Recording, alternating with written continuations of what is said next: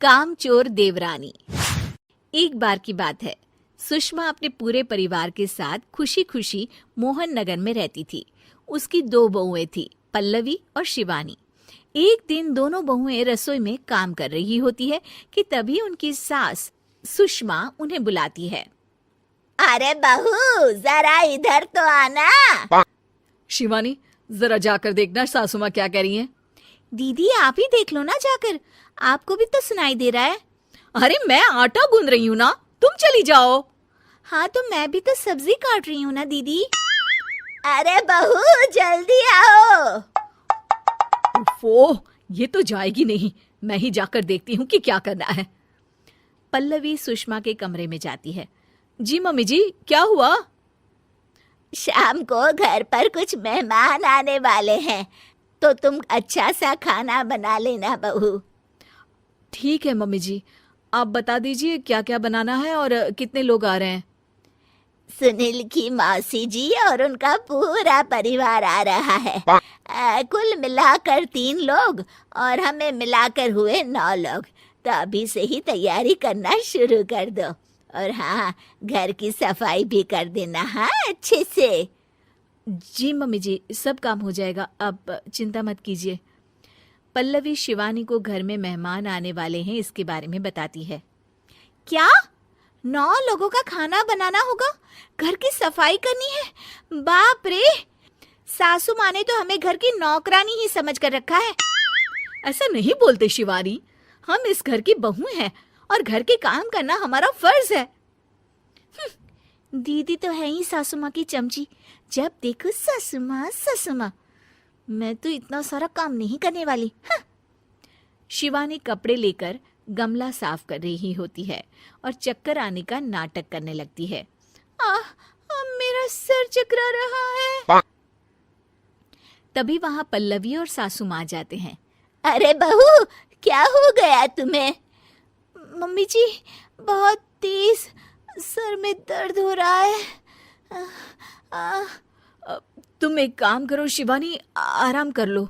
नहीं नहीं दीदी, घर में मेहमान आने वाले हैं, मुझे आपकी मदद करनी चाहिए। अरे कोई बात नहीं शिवानी, तुम आराम कर लो, मैं सब काम कर लूंगी। ठीक है दीदी, अगर आप इतना कह रही हैं तो आराम कर लेती हूँ। शिवानी आराम से अपने कमरे में मैगजीन पढ़ रही होती है। इसे कहते हैं आराम की जिंदगी। इतना सारा काम। चलो सारा काम खत्म हो गया, शिवानी को देख आती हूँ।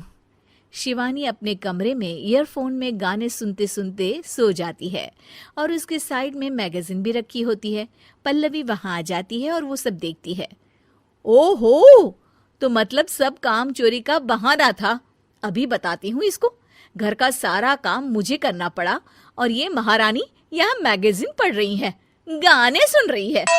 पल्लवी रसोई से एक प्लेट और चम्मच लेकर आती है और शिवानी को थाली बजाकर उठाने लगती है। शिवानी अचानक से उठती है। उठ गई महारानी, गाने भी सुन लिए, मैगजीन भी पढ़ ली। तुम तो बहुत बड़ी झूठी निकली शिवानी। तुमने सर दर्द का बहाना बनाया ताकि काम करने से बच सको। हाँ बनाया बहाना, तो क्या करती, इतने सारे काम करती। मुझे कोई शौक नहीं है चापलूसी का। क्या चापलूसी? तुम्हें लगता है कि मैं सारे काम चापलूसी के लिए कर रही हूँ? और नहीं तो क्या। तभी वहां सासू माँ आ जाती हैं। अरे बहू, वो लोग बस आने ही वाले हैं, तुम तैयारियां कर लो। जी सासू माँ, तुझे तो मैं बाद में देखती हूँ। सब खाना खाने बैठते हैं और खाना शुरू करते हैं। तभी सुनील की मौसी बोलती है। वाह भाई वाह, खाना तो बहुत ही अच्छा बना है सुषमा जी, एक एक चीज में क्या स्वाद है। ये सुनकर शिवानी मुंह बना लेती है। उसे अपनी जेठानी की इतनी तारीफ रास नहीं आती। आपकी बहुएं तो बहुत ही अच्छा खाना बनाती हैं। हाँ बनाती तो दोनों ही अच्छा है, पर आज ना ये सारा खाना बड़ी बहू ने बनाया है।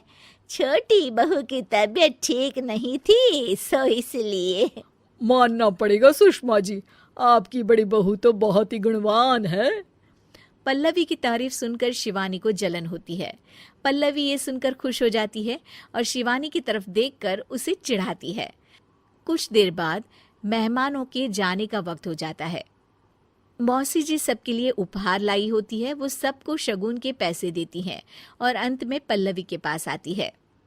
तुम्हारे लिए शगुन का लिफाफा तो है ही, पर बहू तुम्हें एक और उपहार भी मिलेगा इतना अच्छा खाना बनाने के लिए। मौसी अपने सोने के कंगन निकालकर पल्लवी को पहना देती है। ये लो, ये मेरे मनपसंद कंगन है, अब से ये तुम्हारे हुए। धन्यवाद मौसी जी। ये देखकर शिवानी तो पूरी तरह से जल जाती है और गुस्से से रसोई में चली जाती है। तभी वहां पल्लवी आ जाती है और उसे अपने कंगन दिखाने लगती है। देवरानी जी, अब आपका सर दर्द ठीक तो है ना?